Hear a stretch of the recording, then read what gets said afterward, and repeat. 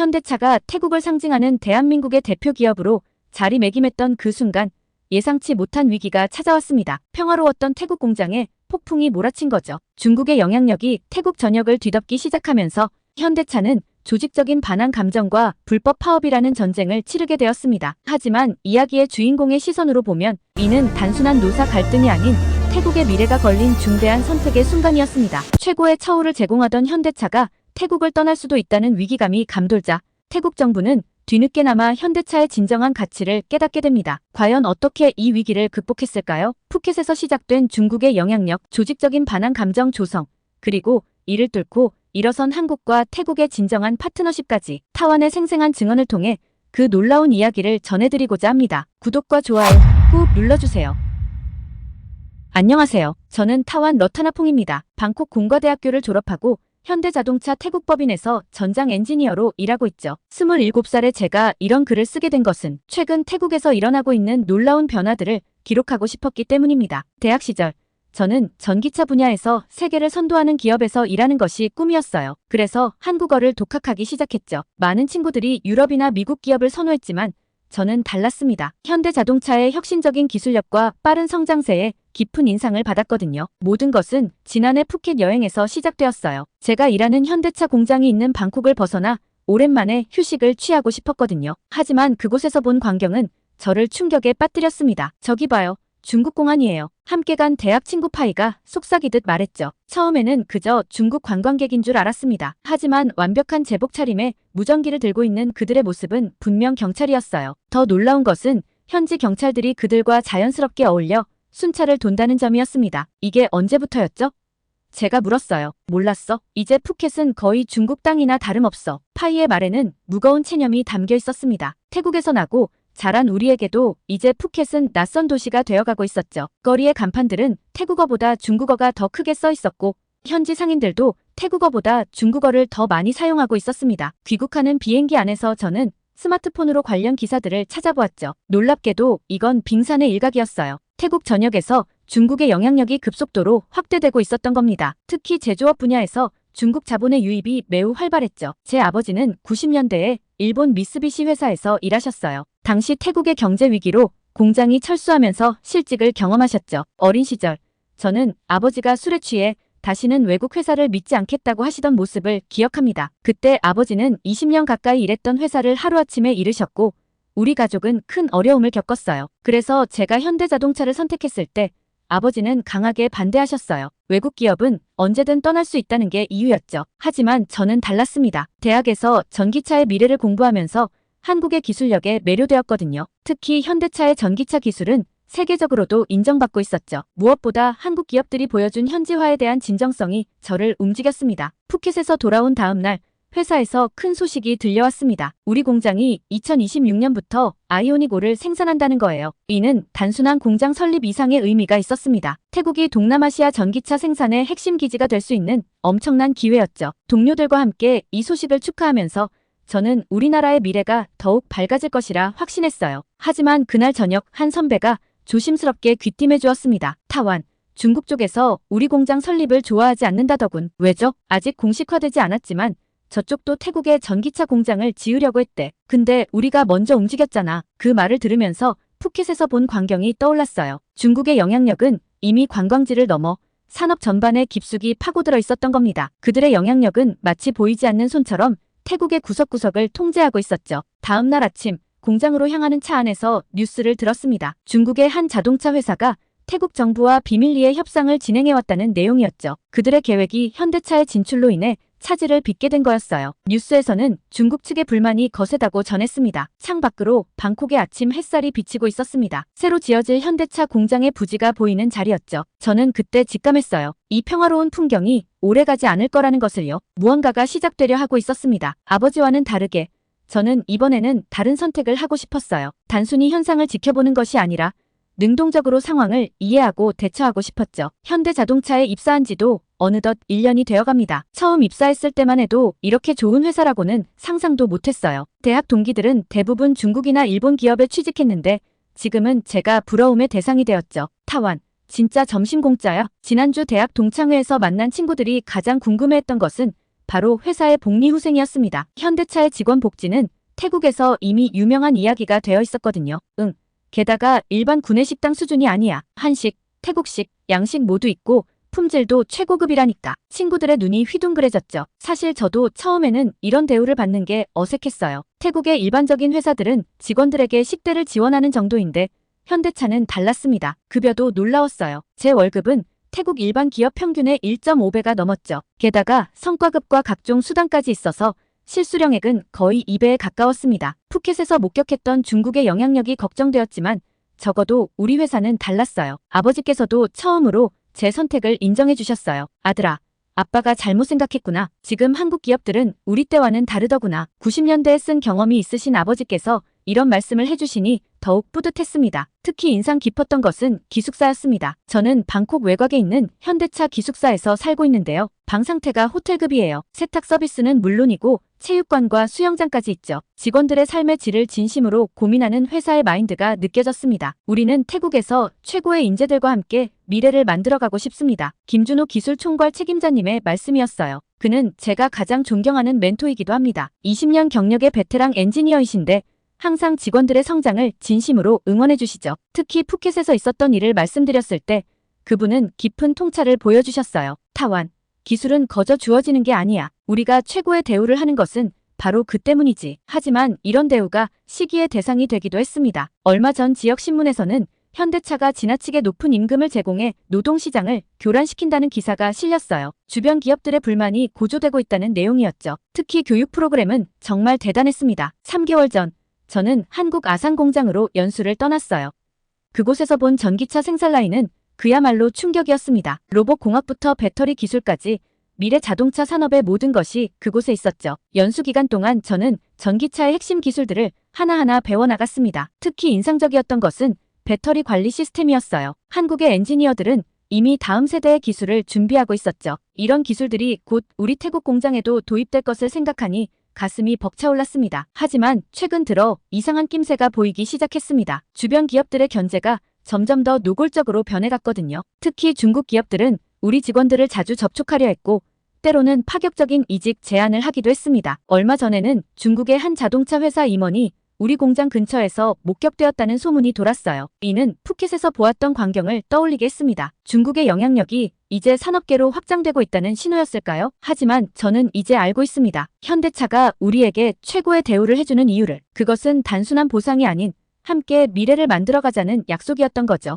2026년 전기차 생산이 코앞으로 다가왔습니다. 우리는 준비되어 있습니다. 최고의 대우를 받는 만큼 최고의 결과를 보여주어야 할 때가 온 거죠. 그리고 이제 저는 더 이상 두렵지 않습니다. 비록 중국의 영향력이 커져가고 있지만 우리에겐 기술력이 있고 무엇보다 서로를 신뢰하는 동료들이 있으니까요. 최근 몇 주 동안 공장 주변의 분위기가 심상치 않았거든요. 처음에는 그저 작은 속삭임으로 시작됐습니다. 한국 기업들이 태국을 식민지 취급한대. 점심시간에 우연히 들은 이야기였어요. 주변 테이블에서 몇몇 동료들이 소곤거리고 있었죠. 평소라면 그냥 흘려들었을 이야기인데 최근 페이스북과 라인에서 본 몇몇 게시물이 떠올랐습니다. 누군가 조직적으로 반한 감정을 퍼뜨리는 것 같았어요. 처음에는 단순한 개인 의견처럼 보이는 글들이었습니다. 하지만 자세히 들여다보니 그 내용이 너무 비슷했죠. 마치 누군가가 정해진 각본대로 글을 쓰는 것 같았어요. 현대차는 태국 직원들을 2등 시민으로 대우한다. 한국인들만 승진한다. 태국의 자원을 착취하려 한다. 모두 사실이 아닌 내용이었습니다. 제가 직접 경험한 현대차는 정반대였으니까요. 오히려 태국 직원들에 대한 처우가 너무 좋아서 주변 기업들이 불만을 제기할 정도였잖아요. 김준호 책임자님께 이 이야기를 했더니 그분의 표정이 심각해졌습니다. 타완, 이런 글들 캡처해서 보관해두고 있나? 네. 혹시 몰라서 다 저장해뒀어요. 잘했어. 이거 단순한 해프닝이 아닌 것 같거든. 김 책임자님의 예감은 정확했어요. 얼마 지나지 않아 더 조직적인 움직임이 시작됐거든요. 공장 주변 커피숍에서 수상한 사람들이 직원들을 접촉하기 시작했습니다. 그들은 자신을 노동자 권익보호단체 회원이라고 소개했죠. 당신들은 착취당하고 있어요. 우리가 도와줄 수 있습니다. 동료 중 한 명이 그들과 대화를 나눈 후 제게 털어놓았어요. 그들은 현대차가 태국 직원들에게 지급하는 높은 임금이 사실은 함정이라고 주장했다고 합니다. 나중에 더 많은 것을 빼앗기 위한 미끼라나요. 가장 충격적이었던 건 어제 있었던 일이에요. 공장 정문 앞에서 갑자기 시위가 벌어졌거든요. 30명 정도의 사람들이 한국 기업 철수하라는 피켓을 들고 있었습니다. 하지만 이상했어요. 그들 중 누구도 우리 직원이 아니었거든요. SNS에는 이 시위 사진이 삽시간에 퍼져나갔습니다. 마치 준비된 것처럼요. 댓글들도 수상했어요. 모두 비슷한 톤으로 한국 기업을 비난하고 있었죠. 자세히 보니 대부분의 계정이 최근에 만들어진 것들이었습니다. 타완, 잠깐 내 사무실로 올래요? 오늘 아침 김 책임자님이 부르셨어요. 책상 위에는 제가 모아둔 캡처본들이 프린트되어 있었습니다. 이런 일이 우리 회사만의 문제가 아닌 것 같아. 다른 한국 기업들도 비슷한 상황을 겪고 있어. 김 책임자님은 이어서 충격적인 이야기를 들려주셨어요. 푸켓에서 시작된 중국의 영향력이 이제 산업계로 확장되고 있다는 거였죠. 특히 전기차 시장을 노리고 있는 중국 기업들이 한국 기업들을 견제하고 있다고요. 하지만 우리가 할 수 있는 게 뭐가 있을까요? 진실을 기록하는 거야. 내가 쓰고 있는 일기처럼. 김 책임자님의 말씀이 가슴에 와닿았습니다. 그래서 오늘도 이렇게 일기를 쓰고 있네요. 왜곡된 정보들이 퍼져나가는 것을 보면서 적어도 제가 경험한 진실은 기록해 두어야겠다고 생각했거든요. 공장 안에서도 동요가 시작됐어요. 아직은 작은 움직임이지만 점점 더 많은 동료들이 불안해하고 있습니다. 저는 가끔 이런 생각을 해요. 아버지 세대의 일본 기업들이 떠났던 것처럼 정말 현대차도 태국을 떠나게 될까요? 아니요. 달라야 해요. 이번에는 달라져야 합니다. 우리가 함께 만들어가고 있는 미래가 있으니까요. 단순한 공장이 아닌 태국의 새로운 미래를 위한 전기차 생산 기지를 만들어가고 있잖아요. 내일은 팀 회의가 있습니다. 이런 상황에 대해 어떻게 대처해야 할지 이야기를 나눌 예정이에요. 적어도 우리 팀만큼은 이런 거짓 정보에 흔들리지 않았으면 좋겠습니다. 오늘 밤 기숙사로 돌아오는 길에 흥미로운 장면을 목격했어요. 시위대가 있었던 공장 정문 앞에서 누군가가 사진을 찍고 있었거든요. 가까이 다가가 보니 중국어로 통화를 하고 있었습니다. 순간 등줄기가 서늘해졌죠. 김 책임자님 말씀처럼 이건 단순한 해프닝이 아닌 것 같아요. 누군가 체계적으로 이 상황을 만들어가고 있다는 느낌을 지울 수가 없습니다. 특히 걱정되는 건 신입사원들이에요. 아직 회사에 대한 신뢰가 깊지 않은 그들은 이런 소문에 더 쉽게 동요되거든요. 오늘도 몇몇 신입사원들이 불안해하며 저에게 물어왔습니다. 선배, 정말 회사가 우리를 이용만 하는 걸까요? 그들에게 제가 경험한 진실을 이야기해 주었어요. 하지만 이미 퍼져나간 거짓 정보들의 영향력이 얼마나 클지, 그리고 앞으로 어떤 일들이 더 벌어질지 생각하면 할수록 걱정이 되네요. 신입사원들과의 점심 모임이 있던 그날, 아무도 예상하지 못한 일이 벌어졌습니다. 구내 식당으로 향하던 중 갑자기 공장 정문 쪽에서 고성이 들려왔어요. 공정한 대우를 요구한다. 한국 기업은 떠나라. 처음에는 또 그 시위대가 온 줄 알았습니다. 하지만 이번에는 달랐어요. 회사 유니폼을 입은 사람들이 보였거든요. 대략 200명 정도가 모여 있었죠. 가까이 다가가 보니 낯익은 얼굴들이 보였습니다. 우리 직원들이었어요. 도대체 무슨 일이에요? 제가 아는 조립라인의 피차이가 그 중에 있었습니다. 평소에는 차분하고 성실한 동료였는데 그날따라 격앙된 모습이었어요. 타완, 당신도 알잖아요. 우리가 얼마나 착취당하고 있는지. 착취라뇨? 우리가 받는 대우가 얼마나 좋은데요? 그건 다 함정이에요. 나중에 우리를 더 쥐어짜기 위한 미끼라고요. 순간 머리가 멍해졌습니다. 바로 얼마 전 그 노동자 권익보호단체가 퍼뜨린 이야기였어요. 그들의 선동이 동료들 사이에 실제로 퍼져 있었던 거죠. 김준호 책임자님도 곧 현장에 나타나셨습니다. 그분의 얼굴에는 깊은 근심이 어려 있었어요. 무슨 일입니까? 불만사항이 있다면 대화로 풀어봅시다. 더 이상의 대화는 필요 없습니다. 우리의 요구사항을 문서로 전달하겠습니다. 시위대 대표로 보이는 사람이 내민 문서에는 믿기 힘든 내용들이 적혀 있었어요. 임금 50% 추가 인상, 노동시간 단축, 한국인 관리자 철수 등 이미 업계 최고 수준인 현재의 처우를 생각하면 터무니없는 요구사항들이었죠. 이건 말이 안 되는데. 타완, 잠깐 내 사무실로 와보게. 김 책임자님께서 상황 파악을 위해 저를 부르셨어요. 사무실에 도착하자 그분은 한숨을 깊게 내쉬셨습니다. 이게 바로 우리가 우려하던 상황이야. 누군가 조직적으로 이 사태를 만들어냈어. 중국 쪽의 움직임이란 말씀이시죠? 그래. 하지만 직접적인 증거가 없어. 게다가 이 파업이 장기화되면 말씀을 끝맺지 못하셨지만 저는 알 수 있었어요. 우리 공장은 단순한 조립 라인이 아닙니다. 4만 명이 넘는 협력업체 직원들의 생계가 걸려있는 거대한 생태계죠. 이 파업이 장기화되면 그들 모두가 위험해질 수 있었어요. 그날 저녁 회사는 비상대책회의를 소집했습니다. 태국 정부에도 이 상황이 보고되었죠. 하지만 정부의 반응은 미온적이었어요. 마치 누군가의 입김이 작용하고 있는 것처럼요. 가장 충격적이었던 것은 다음날 아침 신문이었습니다. 현대차 태국 공장, 노사 갈등 심화라는 제목의 기사가 대대적으로 보도되었어요. 하지만 기사는 한쪽으로 치우쳐 있었죠. 마치 미리 준비된 것처럼요. 타완, 우리가 할 수 있는 일을 하자. 김 책임자님의 말씀대로 우리는 할 수 있는 일부터 시작했습니다. 먼저 파업에 참여하지 않은 직원들의 안전을 확보했어요. 그리고 협력업체들과 긴급 연락망을 구축했죠. 최소한의 생산 라인은 유지해야 했으니까요. 하지만 마음 한켠이 무거웠습니다. 불과 며칠 전까지만 해도 함께 웃고 이야기를 나누던 동료들이었는데 지금은 철조망을 사이에 두고 대치하고 있었으니까요. 저녁이 되어 기숙사로 돌아오는 길 문득 아버지 생각이 났습니다. 90년대 일본 기업이 떠날 때의 상황이 이랬던 걸까요? 하지만 이번에는 달라야 해요. 우리는 더 이상 피해자가 되지 않을 겁니다. 그날 밤 늦게 뜻밖의 메시지를 받았습니다. 파업에 참여하고 있는 피차이에게서 온 메시지였어요. 타완, 사실 나도 잘 모르겠어. 이게 맞는 건지. 피차이의 메시지에는 혼란스러움이 가득했습니다. 그는 계속해서 이야기했어요. 처음에는 그저 현장의 작은 불만들을 이야기하는 모임이었다고요. 그런데 어느새 누군가가 주도권을 잡았고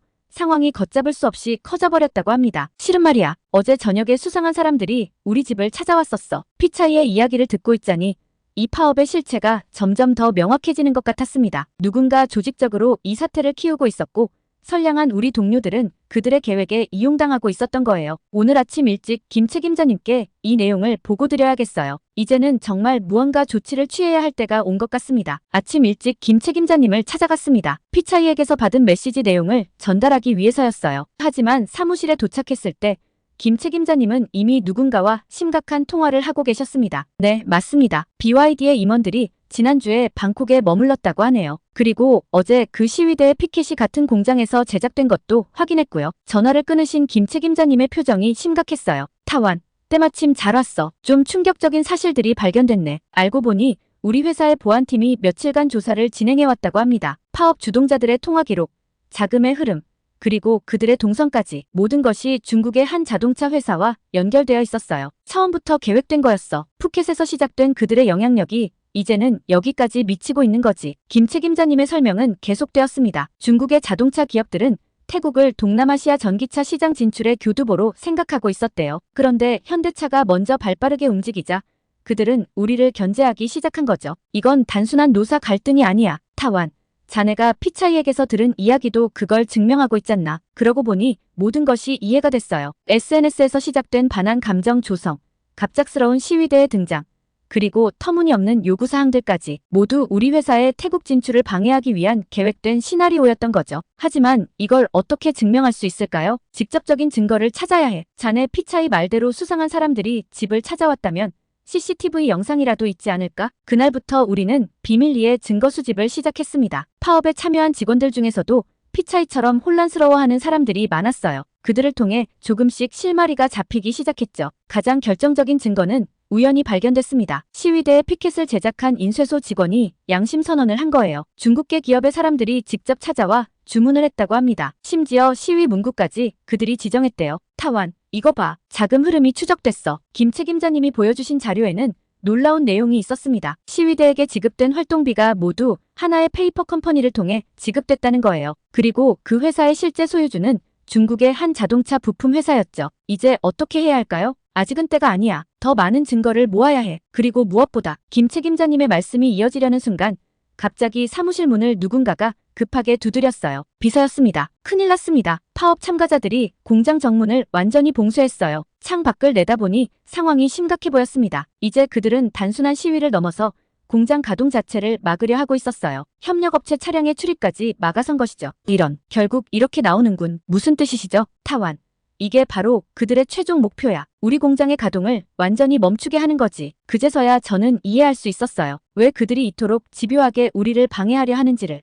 2026년이면 우리 공장에서 아이오닉 5 생산이 시작됩니다. 만약 지금 공장 가동이 멈춘다면 그 계획에 차질이 생길 수밖에 없겠죠. 우리가 가진 증거들을 언론에 공개하면 되지 않을까요? 아직은 안 돼. 이건 마지막 카드로 남겨둬야 해. 지금 공개하면 오히려 역효과가 날 수 있어. 김 책임자님의 말씀이 맞았어요. 이미 태국 내 여론이 우리에게 불리하게 형성되어 있는 상황에서 중국 기업을 지목하는 건 또 다른 논란만 불러일으킬 수 있었죠. 공장 봉쇄가 일주일째 이어지던 날이었습니다. 아침부터 회사에 긴장감이 감돌았어요. 태국 정부 관계자들이 방문한다는 소식이 들려왔거든요. 산업부 장관이 직접 오신다고. 김준호 책임자님의 목소리에는 놀란 기색이 역력했습니다. 그도 그럴 것이. 그동안 태국 정부는 이 사태에 대해 놀라울 정도로 무관심했거든요. 그런데 갑자기 장관이 직접 방문한다니. 알고 보니 상황이 심각해진 거였어요. 현대차의 공장 가동 중단으로 인해 태국 자동차 산업 전체가 흔들리고 있었던 겁니다. 4만 명이 넘는 협력업체 직원들의 생계가 위협받고 있었죠. 더 큰 문제는 해외 투자자들의 시선이었습니다. 이러다가 다른 외국 기업들도 태국을 떠날까봐 정부가 긴장했나 봅니다. 그래, 특히 전기차 산업은 태국의 미래와 직결되어 있으니까. 장관이 도착하자 분위기는 더욱 심각해졌습니다. 보안팀이 우리가 모은 증거들을 차례로 보여드렸어요. 중국 기업의 개입 정황, 조직적인 반환 감정 조성, 그리고 파업 자금의 흐름까지. 이건 정말 심각한 문제군요. 장관의 표정이 굳어졌습니다. 그는 즉시 총리실과 통화를 시작했어요. 그리고 그날 오후 태국 정부는 전격적인 발표를 했습니다. 정부는 불법적인 노사 갈등을 더 이상 용납하지 않을 것이며 외국 기업의 정당한 투자를 보호하기 위해 모든 조치를 취할 것을 약속합니다. 발표는 계속되었어요. 노동법 강화를 통해 불법 파업을 강력히 처벌하겠다는 내용, 외국 기업 투자 보호를 위한 특별법 제정 계획, 그리고 가장 놀라웠던 것은 현대차에 대한 전폭적인 지원 약속이었습니다. 전기차 생산 기업에 대한 세제 혜택을 확대하고 필요한 모든 행정적 지원을 아끼지 않을 것입니다. 김 책임자님의 말씀처럼 태국 정부가 드디어 선택을 한 거였어요. 단순히 현대차 하나를 지원하는 게 아니라 태국의 미래 산업을 지키기 위한 선택이었죠. 그날 저녁 피차이에게서 또 연락이 왔습니다. 타완, 정부 발표 봤어? 우리가 잘못된 선택을 한 걸까? 다음 날부터 상황이 급변하기 시작했어요. 경찰이 파업 현장에 투입되었고 불법 시위자들은 모두 해산되었습니다. 더 놀라운 것은 정부가 파업 배후 세력에 대한 수사를 시작했다는 거예요. 타완, 우리가 모은 증거들이 도움이 됐어. 네, 하지만 아직 걱정이 되네요. 파업에 참여했던 동료들은 어떻게 될까요? 김 책임자님은 잠시 생각에 잠기셨다가 말씀하셨어요. 그들도 피해자야. 우리는 그들을 다시 받아들일 준비가 되어 있어. 실제로 회사는 파업 참가자들에 대한 특별 사면을 발표했습니다. 단순 가담자들은 모두 복직시키기로 한 거예요. 다만 주동자들과 외부 세력과의 연루가 밝혀진 사람들은 제외였죠. 타완, 이제 진짜 시작이야. 무슨 의미시죠? 태국 정부가 우리 편에 선 건 단순히 현재의 위기를 모면하기 위해서가 아니야. 그들도 알고 있어. 전기차가 미래라는 걸. 김 책임자님의 말씀이 가슴에 와닿았습니다. 그동안의 고난이 오히려 기회가 된 거예요. 태국 정부는 이번 사태를 통해 깨달은 겁니다. 진정한 협력 파트너가 누구인지, 그리고 태국의 미래를 위해 무엇을 선택해야 하는지를. 오늘 밤 저는 다시 한번 아버지의 이야기를 떠올려 봅니다. 90년대와는 다르죠. 이제 우리는 서로를 필요로 하는 진정한 파트너가 되어가고 있어요. 태국의 선택은 바로 그것을 증명하고 있는 게 아닐까요? 내일이면 공장이 다시 가동됩니다. 새로운 시작이 될 것 같아요. 아마도 이전보다 더 강한 신뢰와 협력으로 말이죠. 김 책임자님의 말씀이 가슴에 와닿았습니다. 그동안의 고난이 오히려 기회가 된 거예요. 태국 정부는 이번 사태를 통해 깨달은 겁니다. 진정한 협력 파트너가 누구인지, 그리고 태국의 미래를 위해 무엇을 선택해야 하는지를. 그날 밤 늦게 정부의 추가 발표가 있었습니다. 전기차 산업 육성을 위한 구체적인 계획들이었어요. 2026년까지 태국을 동남아시아 최대의 전기차 생산 허브로 만들겠다는 야심찬 계획이었죠. 이번 사태를 계기로 정부는 외국 기업들과의 협력이 얼마나 중요한지 깨달았습니다. 특히 현대자동차와 같이 진정성 있는 파트너십을 보여준 기업들과 함께 태국의 미래 산업을 이끌어 나갈 것을 약속드립니다. 산업부 차관의 기자회견이었어요.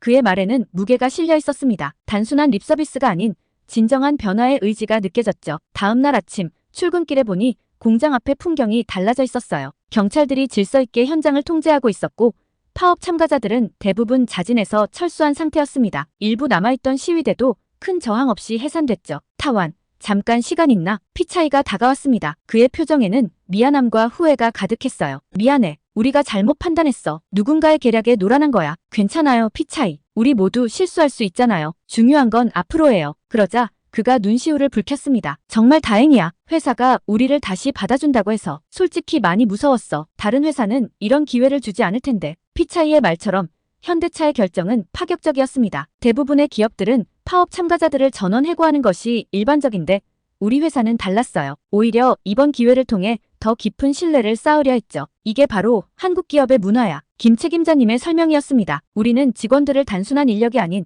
함께 성장하는 파트너로 생각해. 실수를 했더라도 그것을 인정하고 새로운 시작을 하려는 사람들에게는 항상 기회가 있어야 하는 거지. 오늘 밤 저는 다시 한번 아버지의 이야기를 떠올려 봅니다. 90년대와는 다르죠. 이제 우리는 서로를 필요로 하는 진정한 파트너가 되어가고 있어요. 태국의 선택은 바로 그것을 증명하고 있는 게 아닐까요? 파업이 끝나고 2달이 지났습니다. 공장은 이전보다 더 활기찬 모습을 되찾았어요. 정부의 적극적인 지원 덕분에 아이오닉 5 생산을 위한 준비도 계획보다 빠르게 진행되고 있죠. 타완, 자네가 이번 프로젝트 팀장을 맡아주었으면 하네. 김준호 책임자님의 갑작스러운 제안에 저는 깜짝 놀랐습니다. 전기차 생산 프로젝트의 태국 측 책임자를 맡아달라는 거였어요. 제가 정말 할 수 있을까요? 당연하지. 자네는 이미 충분한 자격이 있어. 이번 사태를 겪으면서 자네의 진정성과 능력을 모두가 받잖나. 태국 정부도 적극적으로 움직이기 시작했습니다. 전기차 산업 육성을 위한 특별법이 제정되었고 현대차에 대한 전폭적인 지원도 이어졌어요. 심지어 중국 기업들의 불공정한 시장 개입을 막기 위한 규제도 마련되었죠. 이제 태국은 동남아시아 전기차 산업의 중심이 될 거예요. 산업부 장관이 우리 공장을 방문했을 때 한 말씀이었습니다. 그의 눈빛에서 진정성이 느껴졌어요. 더 이상 외국 자본의 눈치를 보지 않겠다는 단호한 의지도 보였죠. 피차이는 이제 저와 같은 팀에서 일하고 있습니다. 파업 이후 그는 완전히 달라졌어요. 오히려 현대차의 가치를 가장 잘 이해하고 전파하는 사람이 되었죠. 타완. 우리가 정말 좋은 선택을 한 것 같아. 이제는 내가 직접 봤잖아. 현대차가 우리나라의 미래를 위해 얼마나 진심을 다하는지. 앞으로 2026년까지 우리에게는 아직 많은 과제가 남아 있습니다. 하지만 더 이상 두렵지 않아요. 우리에겐 서로에 대한 신뢰가 있으니까요. 태국과 한국, 현대차와 태국 직원들, 그리고 미래를 향한 우리 모두의 꿈이 하나로 이어져 있습니다. 오늘의 사연은 여기까지인데요. 태국 타완 러타나퐁 씨의 감동적인 사연 감사하며 앞으로도 응원하겠습니다. 구독과 좋아요 감사드리며 다음 영상으로 찾아뵙겠습니다.